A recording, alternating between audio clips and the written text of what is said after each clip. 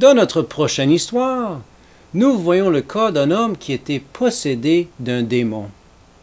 Les démons, c'étaient des anges qui ont suivi Satan dans sa rébellion contre Dieu. Quand Dieu a créé les anges, il les a créés parfaits. Satan était un des plus grands anges que Dieu a fait. Lucifer, c'était son nom au départ. Mais Satan, au lieu d'être reconnaissant pour la manière que Dieu l'a créé, il a voulu être égal à Dieu. Il s'est révolté contre Dieu et a amené à sa suite beaucoup d'anges. Et ces anges-là, ensuite, on les a appelés démons. Eh bien, quand Satan a séduit Ève, c'est par la faire douter de la parole de Dieu. Puis Satan aime que les gens, après qu'Adam et Ève ont péché, qu'ils sont séparés de Dieu, Satan aime les garder dans l'ignorance de ce que Dieu veut faire pour eux en les sauvant. Satan trompe les gens. Il est le père du mensonge, il est meurtrier depuis le début. Et Jésus est venu spécifiquement pour délivrer les gens du pouvoir de Satan, de la puissance de Satan. Et cela, il l'a manifesté d'une façon tangible en délivrant cet homme dont on parle dans l'histoire qui suit, du démon qui le possédait.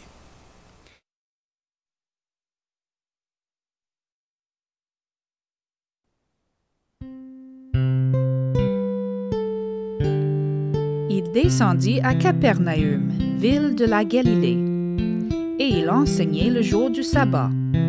On était frappé de sa doctrine, car il parlait avec autorité.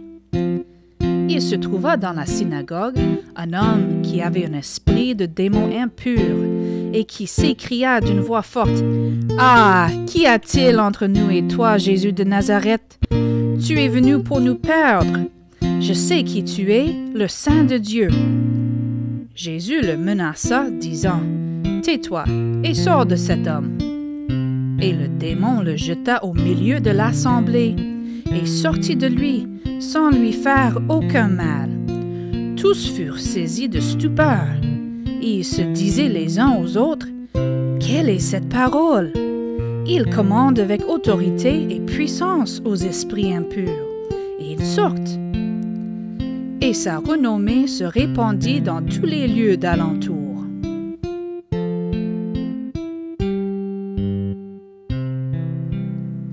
En sortant de la synagogue, ils se rendirent avec Jacques et Jean à la maison de Simon et d'André. La belle-mère de Simon était couchée, ayant la fièvre. Et aussitôt on parla d'elle à Jésus. S'étant approché, il la fit lever en lui prenant la main. Et à l'instant, la fièvre la quitta. Puis elle les servit.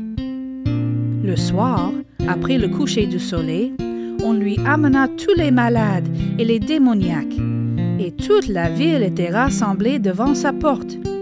Il guérit beaucoup de gens qui avaient diverses maladies. Il chassa aussi beaucoup de démons, et il ne permettait pas aux démons de parler, parce qu'il le connaissait. Vers le matin, pendant qu'il faisait encore très sombre, il se leva et sortit pour aller dans un lieu désert, où il pria.